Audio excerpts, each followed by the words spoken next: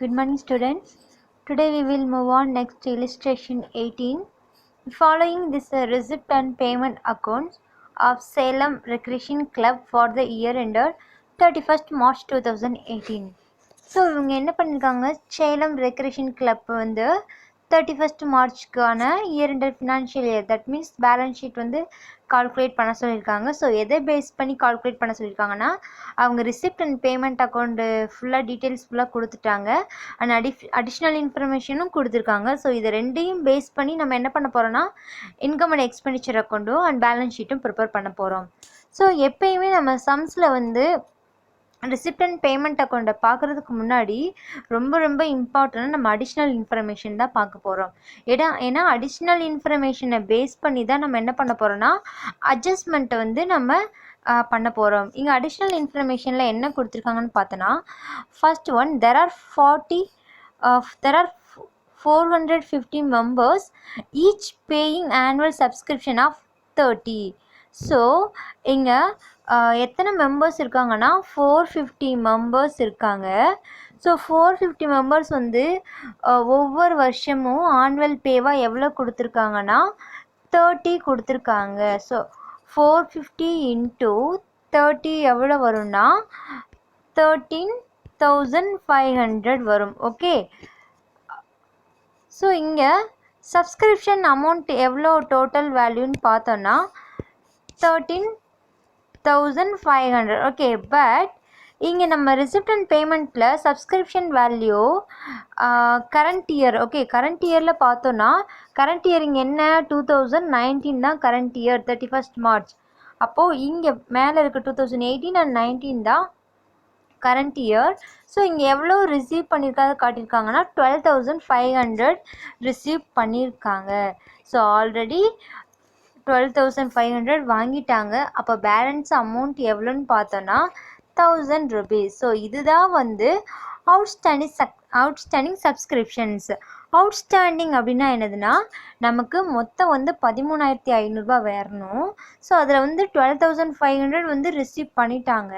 So balance வந்து 1000 rupees தான் நம்ம என்னதுன்னா நமக்கு வாங்க வேண்டிய அமௌண்ட்டு, நமக்கு தர வேண்டிய அமௌண்ட்டு. ஓகே, ஸோ இந்த 1000 rupees-ஐ நம்ம என்ன பண்ணணும்னா சப்ஸ்கிரிப்ஷனோட, தட் மீன்ஸ் இந்த கரண்ட் இயரோட சப்ஸ்கிரிப்ஷனோட ஆட் அவுட்ஸ்டாண்டிங் சப்ஸ்கிரிப்ஷன் சொல்லிட்டு இந்த 1000 rupees-ஐ ஆட் பண்ணி இன்கம் சைட் போஸ்ட் பண்ணணும். ஓகே, இதுதான் அடிஷ்னல் இன்ஃபர்மேஷனோட ஃபஸ்ட் இது. And second one, stock of stationery on 31st March 2018 and on March 31st 2019. So இங்கே ஃபஸ்ட்டு கொடுத்துருக்க ஸ்டேஷ்னரி வந்து ஓப்பனிங் கொடுத்துருக்காங்க.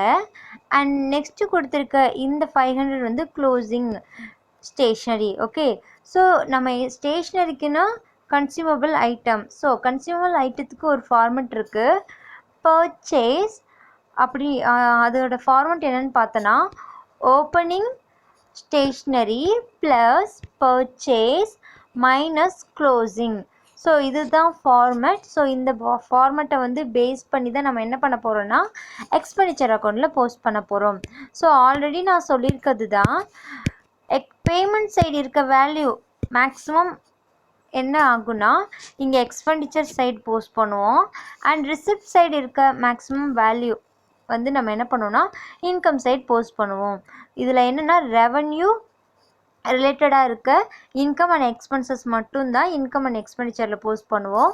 கேபிட்டல் ரிலேட்டடான ரெவன்யூவோ இல்லை கேபிட்டல் ரிலேட்டடான எக்ஸ்பென்சஸோ இருந்துச்சுன்னா அதை ஃபுல்லாக நம்ம பேலன்ஸ் ஷீட்டில் தான் போடுவோம். Okay, and third additional information என்ன கொடுத்துருக்காங்கன்னா, capital fund us on 1st April 2018. So இங்கே கேபிட்டல் ஃபண்ட்ஸ் பற்றி கொடுத்துட்டாங்க. சப்போஸ் கொடுக்கல அப்படின்னா நம்ம என்ன பண்ணணும்னா இந்த கேபிட்டல் ஃபண்டுக்காக பேலன்ஸ் ஷீட்டும் நம்ம ப்ரிப்பேர் பண்ணணும். ஓகே, ஸோ இந்த 3 அடிஷ்னல் இன்ஃபர்மேஷனை பேஸ் பண்ணி தான் நம்ம என்ன பண்ண போகிறோம்னா அடுத்த சம்மில் பார்க்க போகிறோம். சொல்யூஷனுக்கு வந்துடலாம். சொல்யூஷனில் என்ன கொடுத்துருக்காங்க அப்படின்னு பார்த்தோன்னா, கால்குலேஷன் ஆஃப் சப்ஸ்கிரிப்ஷன். நான் ஆல்ரெடி சொன்னது தான், சப்ஸ்கிரிப்ஷன் வந்து 450 மெம்பர்ஸ் இருக்காங்க.